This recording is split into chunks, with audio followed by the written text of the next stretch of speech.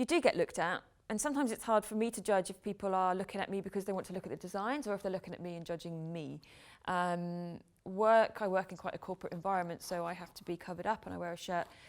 Primary example, this morning I went into a launch of a company, and I said what I was doing this afternoon, and they, oh my God, you don't look like the kind of person that would have tattoos. Well, what's the kind of person that would have tattoos? Like, what does that mean?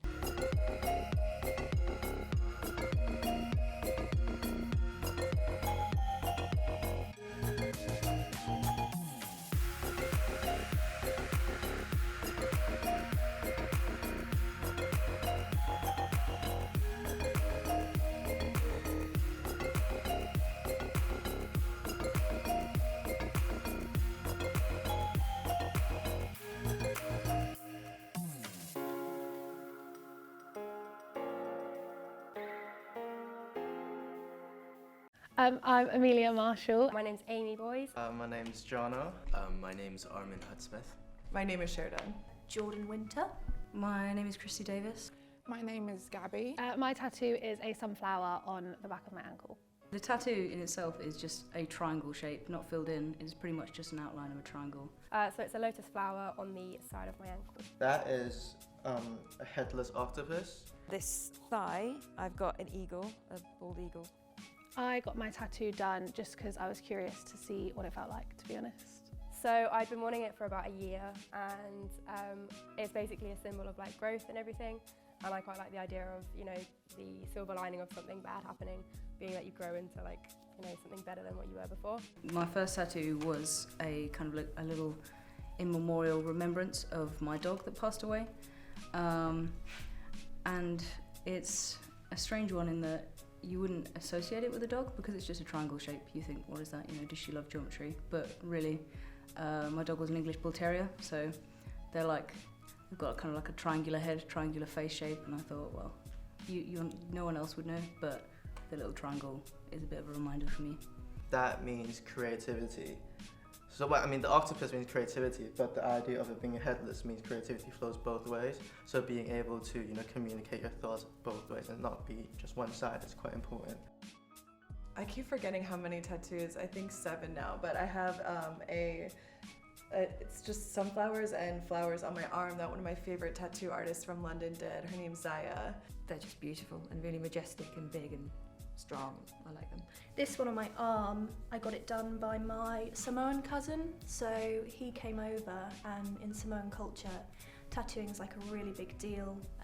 You do it, the men have their shorts and the women have lady shorts that you do, and they do it with a shark tooth, and it really, really, really bloody hurts. On my thigh, I have a filigree frame with a sunflower inside it. For me, I remember this photo of me and my mum when I was little, and we were just in front of this field of sunflowers, and for me it just symbolised something, and to have it on my body forever was just kind of a happy thing. The gramophone is my love of music and how you can adapt your mood to any music and music adapt to your mood. There's music to fit everything, and it can help you get through stuff. On my ribs, I have a skull that turns into a gramophone. The one on my ribs I got from my grandparents because they have dementia. So the meaning behind that is sort of like every day I would visit them, we'd usually sit around the radio and listen to NPR, which is National Public Radio, and they play kind of classical music.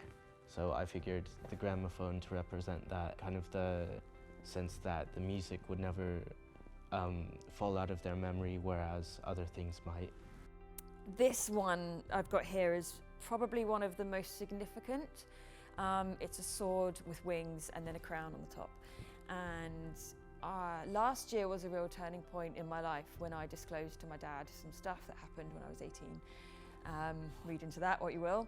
And I vowed to myself I would never tell him this stuff, and my life was in a kind of turmoil, and I knew my recovery would depend on me telling people and getting it out. So I sat my dad down and said this stuff to him, and he was just the most incredible, supportive father he could ever be. And my fear was that he would feel guilt, which is why I didn't tell him for all that time. And he just turned around and said, why would I feel guilty? It's not my fault. And no, it's not his fault. And it turned my life around, and it enabled me to kind of let go of some really traumatic stuff and just be me, and my God, did it help. So the sword is the strength, and the wings is me spreading my wings and flying, and the crown on top, I'm just a fucking queen. Like, I know customers might look at it and be like, oh, she's got tattoos, but not gonna lie, like, even older people, like, once I had this, like, older lady, and she just looked at my tattoo, she's like, oh, I really like your tattoo, and I'm like, oh, thank you. Like, I didn't expect it from her. So I feel like sometimes I might overthink, like, if people negatively perceive my tattoos. I like to live a really good, I like to think I'm a really good person. I help old people across the road. I randomly do their shopping. I take it home with them. I've been into people's houses, unpacked the shopping and made her a cup of tea, and then her phone rang and I answered it. You know, she was 95 and didn't ask questions, but you get some people that do look at you and think that you are, I don't know what they're thinking. That they don't know my story, they don't know why I have my tattoos, and I'm okay with that. In Japan, I can't go into public baths or public swimming areas because in history, tattoos have been associated with criminal activities. Because it was associated with criminal activity, and because tattoos were given as punishments to criminals to mark them for life, to say that these people are criminals, like they have done something bad in their life, I think the culture is more adversely affected.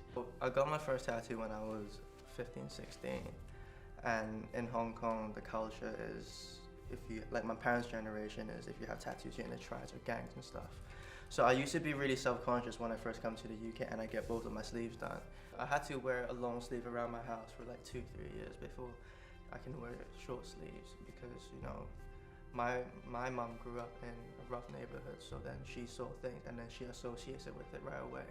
So it's not the tattoo that is, but it's just when there's a lot of tattoos, a lot of people will feel intimidated because there's just so much going on. Like, I had a situation last year when the football was on. I was at a pub and a guy, I think he may have had mental health issues himself, but he came up to me and was this close to my face and was shouting at me, yelling at me, hurling abuse at me, saying I was mentally ill, shouldn't be working in child safeguarding, which I do and I'm so proud of, saying I was deluded, that he couldn't believe I was in the line of work that I was doing, I shouldn't be allowed near children, that I was disgusting, I was ugly, and he was just boom, boom, boom. And people were trying to help, and I was kind of, you know, and if this is my thing, I got this, and I didn't shout and I didn't scream back at him, and I just said, I'm sorry you feel that way, but this is my choice, and the clothes you wore this morning is your choice, and I don't judge you for that, and you know, I'm sorry for you that you judge me, because you have no idea what these mean to me, and you've no idea what I've been through.